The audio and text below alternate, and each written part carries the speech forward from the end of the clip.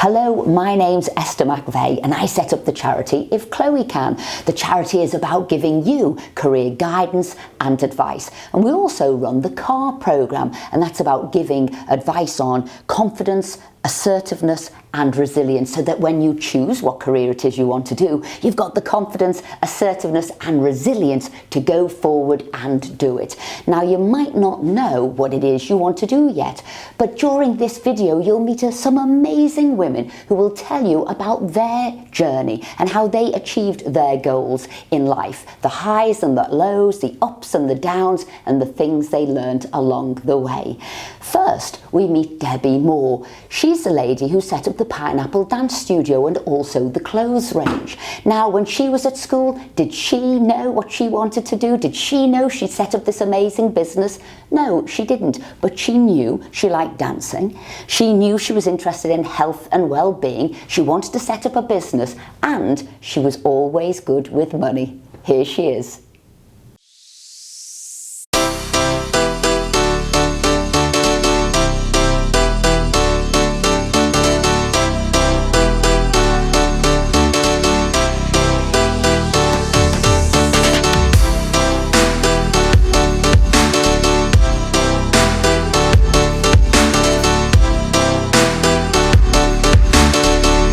Hi, I'm Debbie Moore and I opened Pineapple Dance Studios in 1979.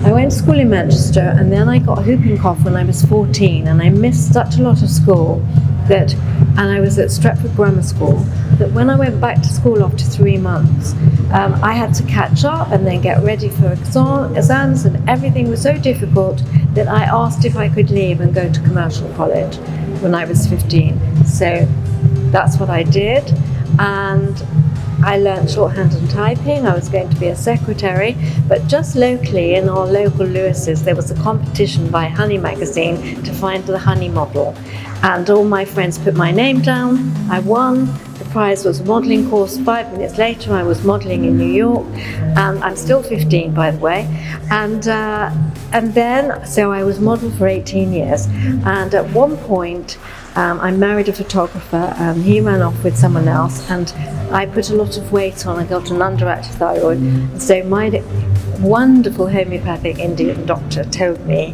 that dancing was the best way to lose weight. Find a dance class. I had to put on 3 stone in 3 months, and so I found a dance class in Covent Garden and I lost my weight and I'm modelling again. It's all wonderful, and suddenly this wonderful place, it was a bit small and a bit overcrowded and a bit broken down, closed one Monday, closing Friday. So that was my light bulb moment, and I decided we needed a big space so that everyone could come and break down the elitist barriers. And I just had my vision and nothing was going to stop me. I just remember my bank manager saying when I brought him to this building that there it was, this dead pigeons, this dreadful building, and thinking, how is she ever going to do it? But I could see it.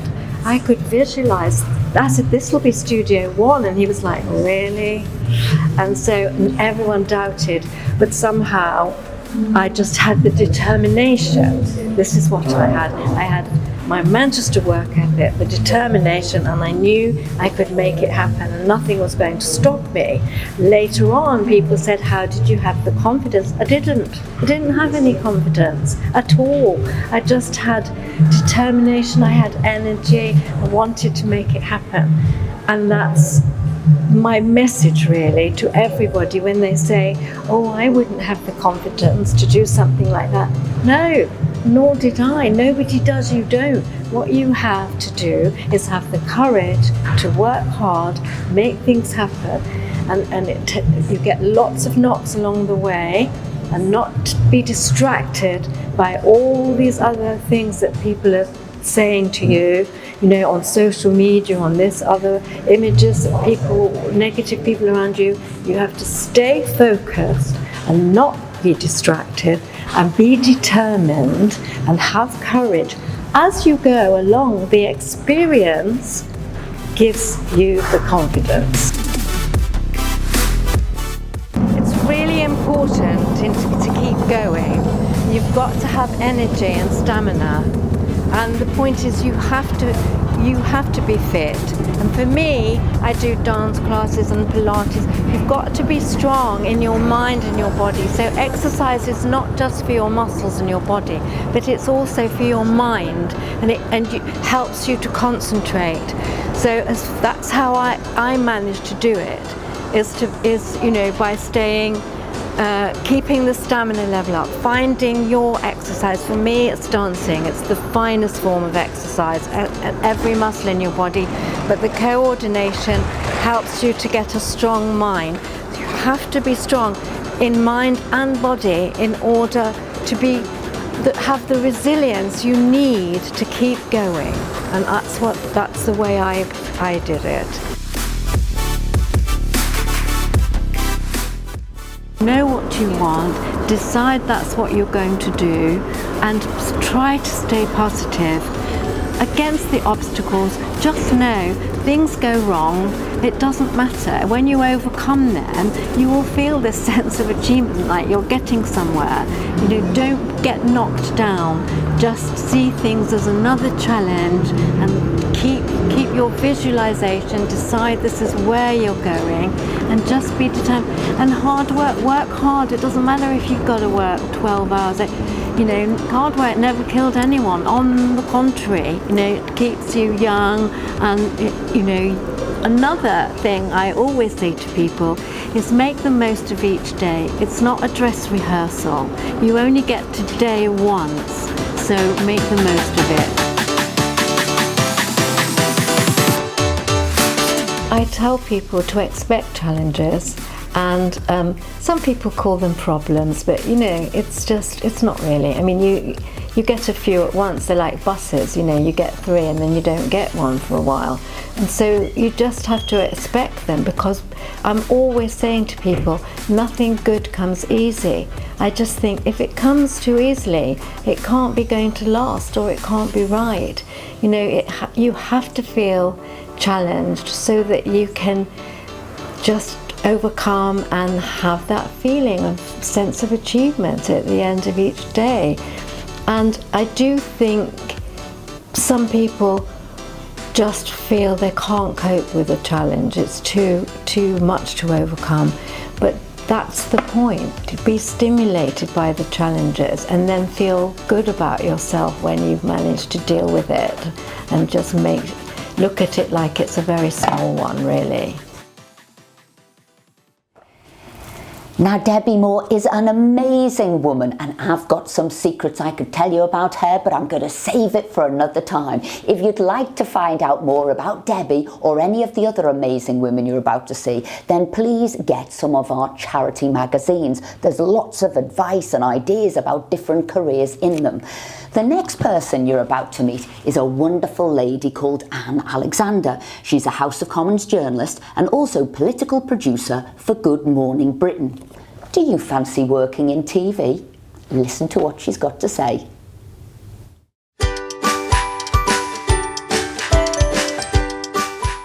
Hello, I'm Anne Alexander. I'm the senior political producer for ITV Good Morning Britain, which is ITV's breakfast morning programme. I grew up in Wednesbury in the Black Country in the Midlands. I was sort of interested in journalism from a very young age, but I didn't know anybody who actually was a journalist, or I didn't know how you might even get into journalism. I went to university. When I finished, I wasn't quite sure what I was going to do, so I got a job working in a bank, actually, doing data input. And then I saw a tiny little advert in the local newspaper for a taster training course for journalism. So I actually quit my job, which was quite a major thing. I'd saved a little bit of money, and I thought, right, I'm going to do this 3-month course, see what it's like. I can just about afford it. Did the course. Really enjoyed it. And one of the teachers on the course was this amazing woman called Jo Metzen, and she said, well, you can write a little bit, you've got a great byline name, my name's Anne Alexander, and she said, look, I think you should apply to work at a newspaper. And my local newspaper was doing a trainee scheme, so I applied for the Express and Stars trainee scheme, and I got on it. I literally had to drive my application to the HQ because it was the day before that I found out about it. Anyway, got onto the course, learned my trade. Got a job at the end of it, working for the Express and Star. So I was doing general news for quite a long time. And then a couple of years down the line, I got the opportunity to move to London to help cover politics for the Express and Star and Shropshire Star. At the time, they had a two-man team based actually in the Houses of Parliament. And I sort of got there by being a little bit gobby, because what had happened, they had two people working on the team. One of them left to get a job at the BBC, and instead of doing the normal advertising to replace the person who'd left, they just kind of gave it to a lady who happened to be freelancing in London. It was kind of really to do with not wasting too much time recruiting. And I was a little bit angry about that. So I complained to my editor saying, look, I'm sorry, that's not fair. You ought to have advertised this job, because there's lots of people who may have wanted to go for it. I had no intention of going for it. I was just making a point of principle. I was a little bit of a shop steward. Anyway, the point, it had already happened, so there's nothing we could do. Then 2 weeks before this person was due to start, they pulled out. They got offered a different job. So my editor rang me up and said, right, okay, we've got a vacancy. We need someone to cover for a little while. Can you move to London and cover this job? So I thought I was going for maybe 3 months, but 18 years later, I'm still working in London.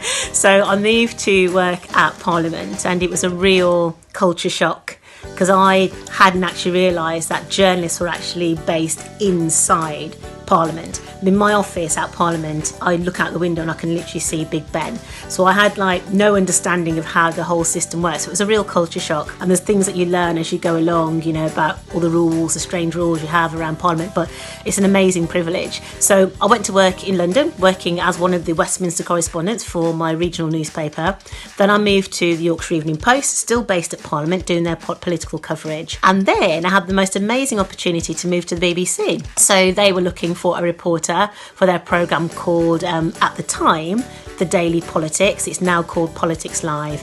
It was presented by Andrew Neil, and I became one of their 3 reporters. So I was suddenly thrust from being a writing journalist to being a TV journalist, which was quite a steep learning curve. So I was there for about 3 years.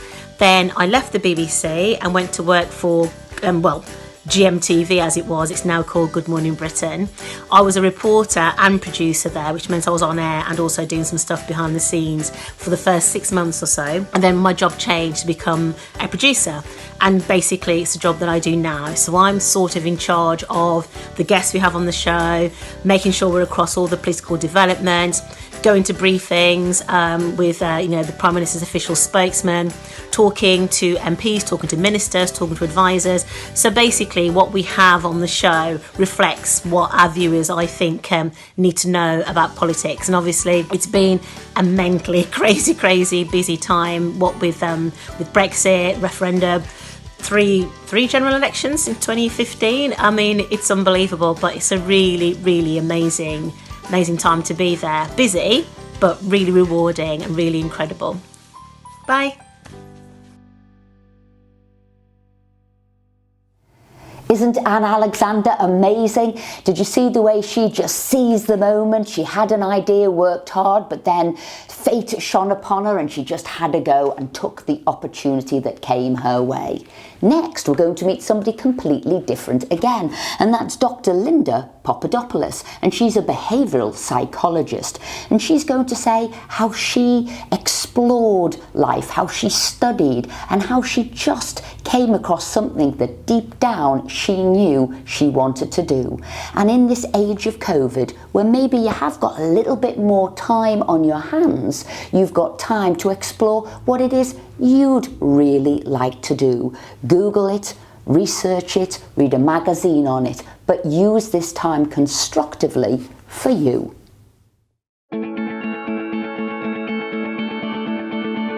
Hi there, I'm Dr. Linda Papadopolous. I'm a psychologist. I think psychology for me is fascinating because I've always been interested in people.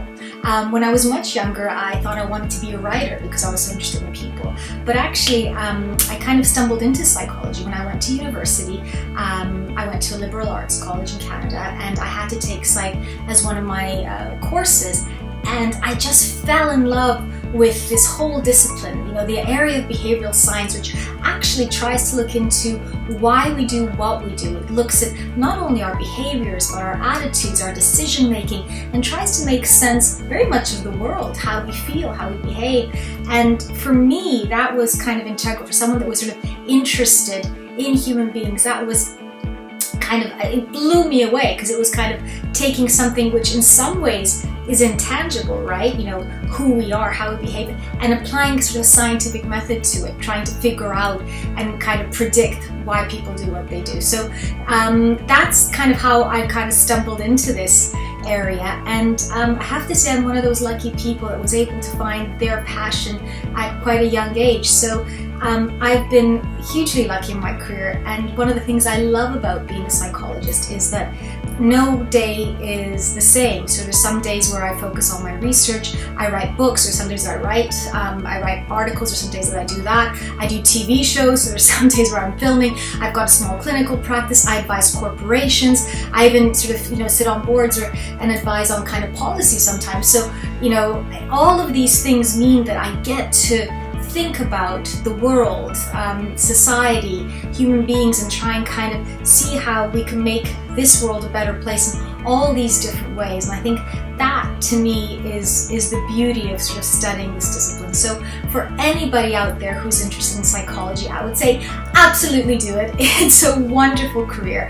I would also say, look, and I remember this growing up, you're always going to have people that are going to say, oh, well, it's really hard to get into this, or there's a lot of sort of math in psychology, and that might be difficult. Don't let that put you off. Ultimately, if you're interested in something and you're willing to put the work into it, there is absolutely no reason that you can't kind of get to where you want to be. I think it's just very much about, you know, taking the time, exploring the area, speak to people, read books, watch videos. The great thing these days is there's so much information at your fingertips, and I would say definitely look into it that way. I hope this gives you some insight into kind of my world, the world of psychology, and I really hope that I bump into some of you budding young psychologists one day. Thanks so much.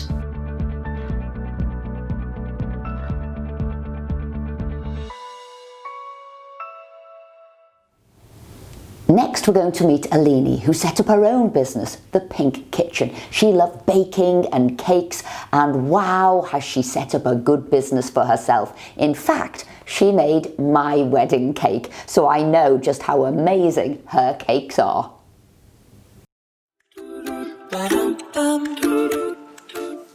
Hi everyone, I hope you are well and safe. My name is Aline, and today I would like to share with you my career story.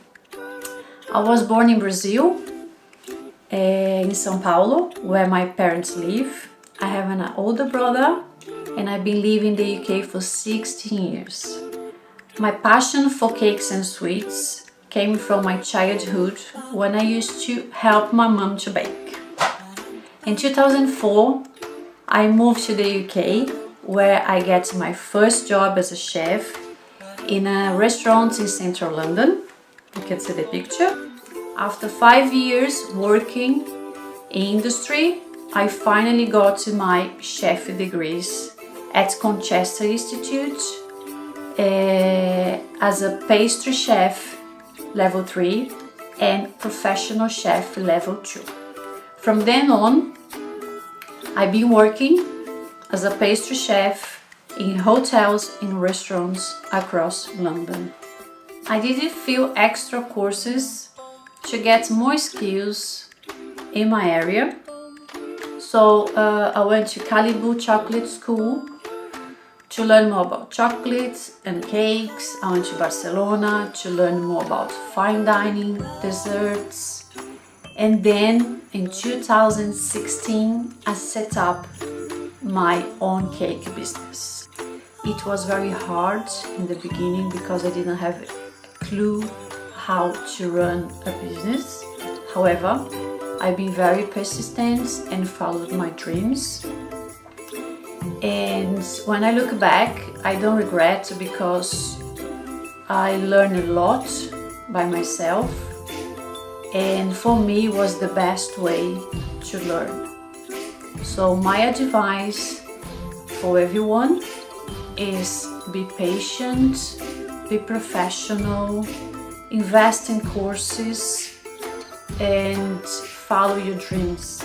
It is a very long journey where you're going to learn day by day, but it's what makes it very exciting. Thank you very much.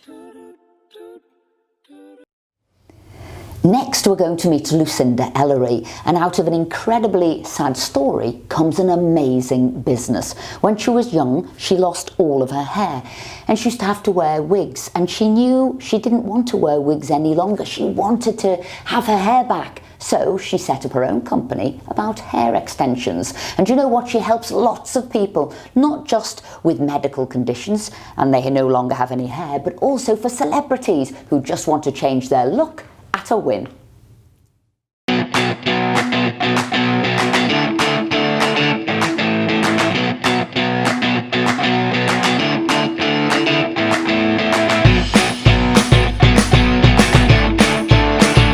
Hello, come on in, follow me down. Let's go into the studio.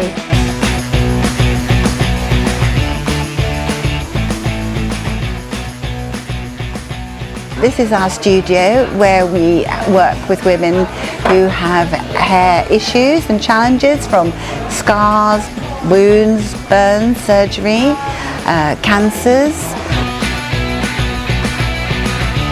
When I didn't have much in the way of hair of my own, and that I used to look at salons and they felt like magical mystery places that, you know, I kind of was barred from, if you like, because they were very often behind open windows or you know, glass windows, and everybody could see in, and I was very self-conscious and didn't have much in the way of confidence. Well, I didn't have much in the way of confidence, but I think I also made every mistake in the book. You know, always making mistakes and wrong choices, and getting myself into one pickle after another. I wasn't very good with relationships. I think I had very low self-esteem, so in my mind ended up with a bunch of tosses, really, for that reason alone. It took me a long time to recognize that what you see is not always what you get. So self-reliance is essential. We're learning to rely on yourself. And you do often hear people that run companies and do big things, that if you want to do something, you know, get it done properly, do it yourself. And I think I was more or less doing everything at one time until I had faith and confidence that I could teach what I do to others.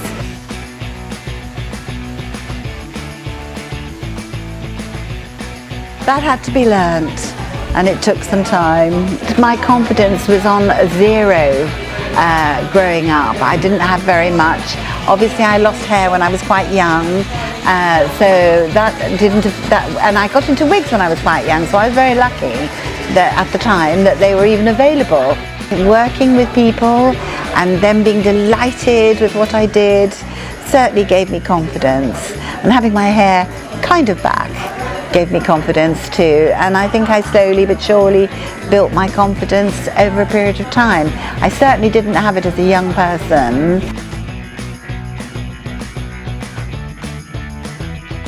I think being assertive is a very handy tool to have in your kit bag of life. Now, I watch my daughter telling her daughter, my granddaughter, to be assertive. If you don't think something's right, even if a teacher is telling you something and you don't think it's right, find a voice and say, well, I disagree with that, and this is the reason why I disagree with that. That's assertive, but it's not being rude and it's not being bossy.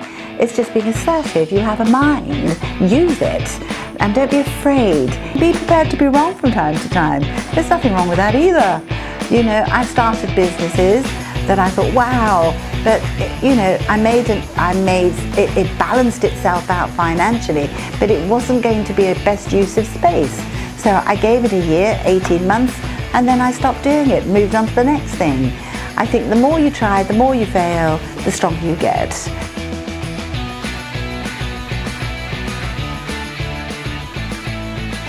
Later in life, probably in my mid-30s, It was very much a sort of cottage industry at the time, in my sitting room. My kitchen first, then my sitting room, and then I bought a conservatory, 8 by 15, and worked in there. And then my children used to help when they were growing up. That's how they earned their pocket money. So I would say about 34, 35, something like that. It didn't come overnight, shall we say.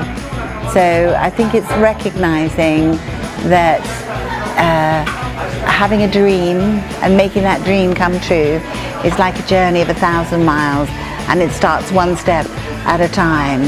And so I think from my own desire to have a glamorous place, to have a bit of pamper and to get out of wigs, which I wore for a very long time, I would say that it was inspired from somewhere deep within to have a place like this, and it is unique in the world. When I first started, we were the only ones, and we've become the biggest and the best at everything that we do because it comes from a place of love.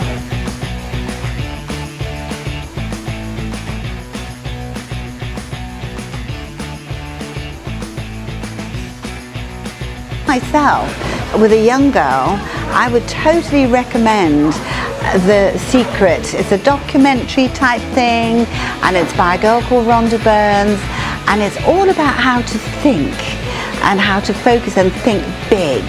So if you're going to think big, think bigger. Never take an opportunity just to keep thinking and think bigger, because you are, you know, we are what we think we are. And if we were to look at something that, I don't know who it was that said it, but some great guy said, tell me a person's thoughts today and I'll show you their future tomorrows. I think that really does say it all. And Lucinda's known as the fairy godmother of the hair world. Next we're going to meet Coutinho. And this is very much about a journey. It's not that you're going to have just one job when you leave school. The odds are you're going to have many, but it's about building them up so that you have the career that you want. Here's Claire's story.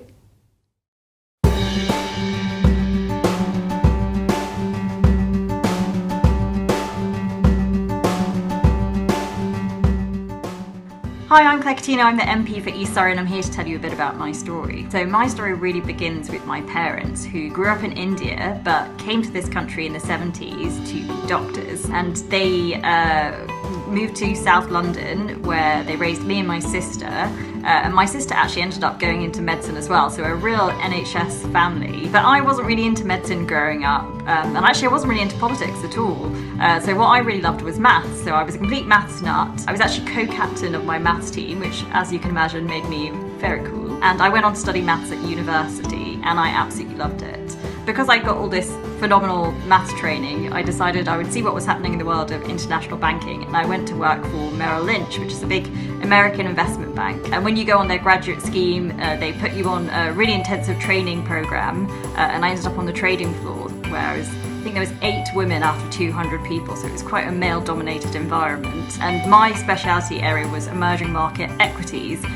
So I was there during pretty much all of the financial crisis, and we looked at things from the Arab Spring, which was the movement they had in the Middle East, where you saw a lot of revolutions happening, to the Greek credit crisis, to some really interesting stuff that happened in Russia and Turkey. And it was a fascinating experience and a really brilliant first job. But after about 4 years, I decided that I wanted to go and do something a bit more frontline, because I'd actually worked with charities the whole way through, and I was really passionate about social justice.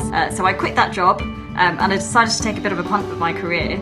And I ended up working in social justice policy for the next 5 years, and I absolutely loved it, and I never looked back. And I did a range of issues, from financial inclusion to education to regeneration of deprived areas, and it's work that will always stay with me. And then once I got to about 5 years of that, I got a call from government saying, would you like to come and work on the inside?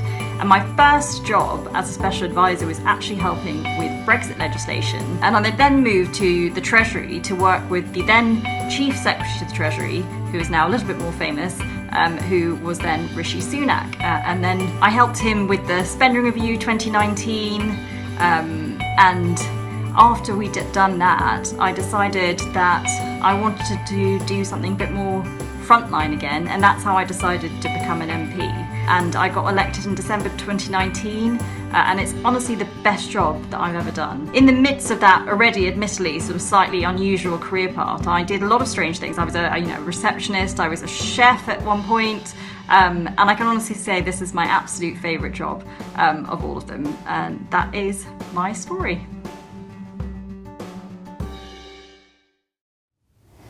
Well, I hope you think you've met some incredible women in this video so far. And next is Ching. Now, she's written lots of cookery books, she's on TV, she's on Netflix, she's travelled all around the world as she teaches people the art of wokking and wokking good food. Hi everybody, my name is Ching Huang.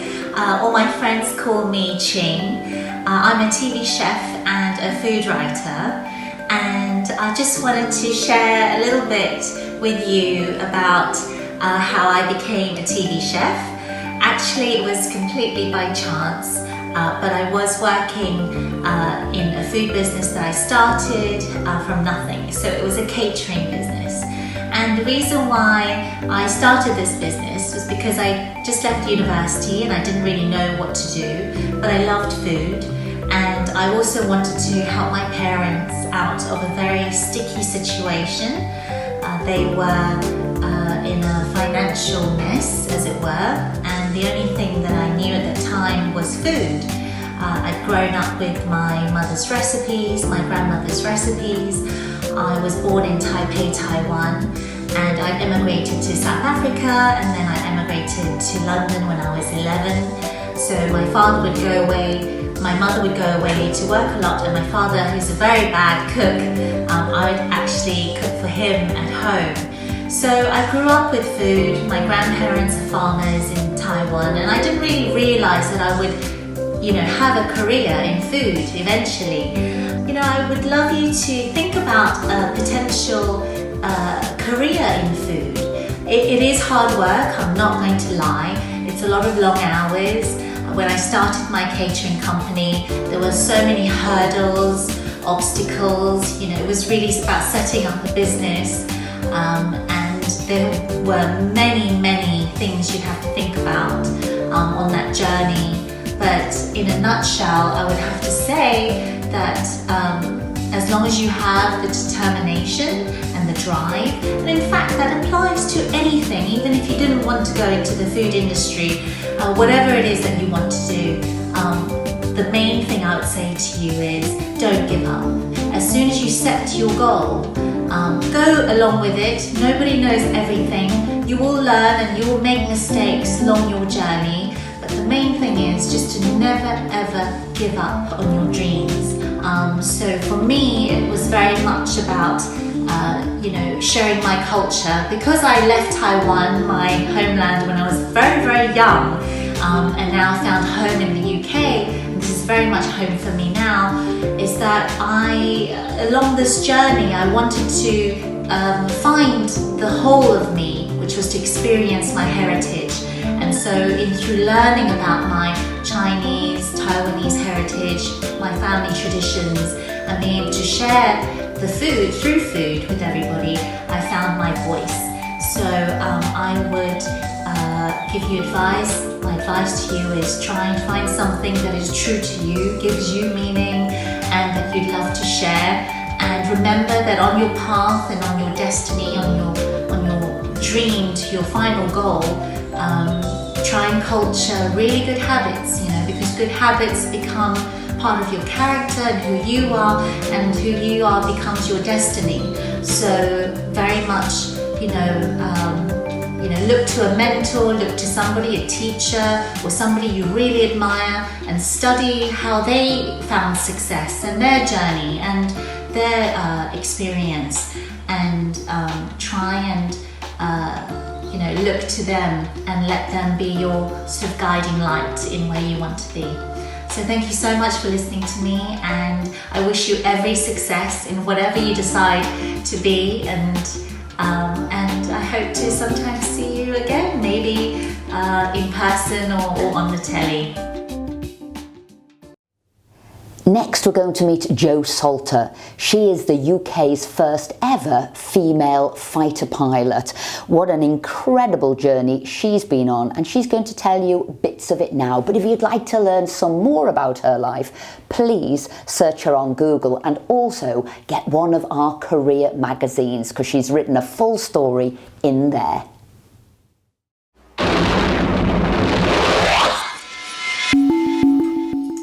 Hi, I'm Jo Salter and I was a fast jet pilot. This is a photo of me you can see in the background when I was pumping up the hydraulics of a tornado after a landaway. And when I look back, I had no idea what I wanted to be when I grew up, and in fact I'm not sure I've grown up now, but what I did know that I wanted to do is I wanted to have a career and a job which was something that I loved. I was so lucky to have a cadetship, a sponsorship from the Royal Air Force to study an engineering degree, and the year I graduated was the year that the government announced that women were allowed to fly in the Royal Air Force, because prior to that we hadn't been able to.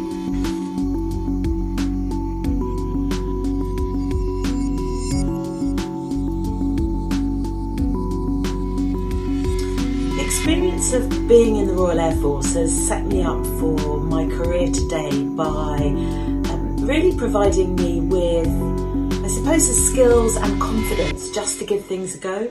I had leadership training, I had, I suppose, training all the way through with flying aeroplanes about how to make decisions and how to use all of my different skills that you might use in everyday life, but in the business as well. And I work for one of the management consultancy firms now and have, I suppose, the opportunity to base everything that I do on that.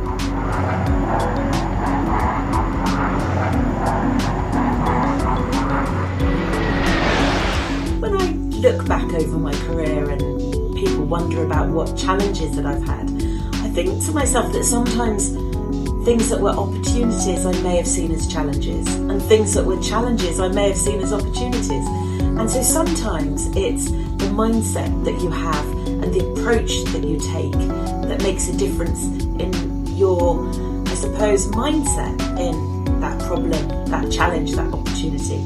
But yes, being Britain's first female fast jet pilot did have some challenges, as I'm sure you can imagine. But a good sense of humour and really keeping your feet on the ground, which sounds a bit funny when I'm a pilot, but really, I suppose, understanding that we're all just human beings who are trying to muddle through life and get on with being the best version of ourselves that we can be is what really, really counts.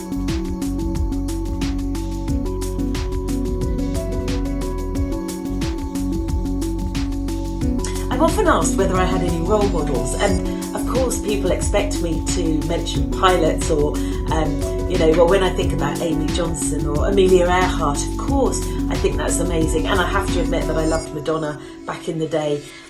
But do you know what? The real role models, when I think about it, are people who have been close to me. They've been either my mum, who has inspired me to just be brave. She bought me a book called Feel the Fear and Do It Anyway when I was 22. Or my sister, who is my best friend. Or my sister-in-law, who is always there whenever I need her, even in the middle of the night. And sometimes our role models are actually those people who are here every day for us. Of course, sometimes things don't go according to plan. And, we have that with COVID-19. I have a daughter who is just finishing university and thought that she was going to be living and working in America for 3 years, and that isn't what's happened. And I sometimes think it's the way we respond to these difficult situations that really tests our mettle, really allows us to show the person that we are and allows us to grow. And the whole world is struggling at the moment. And so the thing I say is just remember to look after yourself. It's back to the old flying analogy that unless you put your own oxygen on first, you can't help others. So take time to just stop and look after your own mental health, because it's so, so important to then be able to reach out and help others as well. And if you were to say what's the best thing that's ever happened to me, then I would have to say being a mother. So flying fast jets has been fantastic and I have loved it. And then flying air cadets, I spent 12 years flying young people on air experience flights and doing barrel rolls and loop-the-loops and such like. But my biggest achievement in life and the thing that I am happiest about is my 2 beautiful daughters.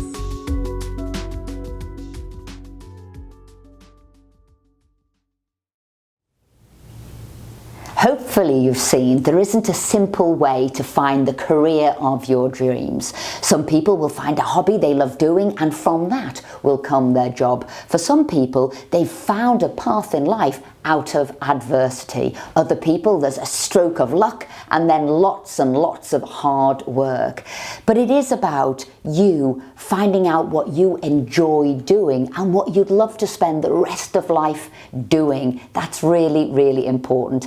And the byproduct of doing a job well is a good wage, a good life, and enjoying yourself. And really, that's what we're put on this planet to do, to enjoy ourselves. So find a career that you really want to do. And we'll catch up again soon because we're doing a couple more videos to help you find the career you want to do.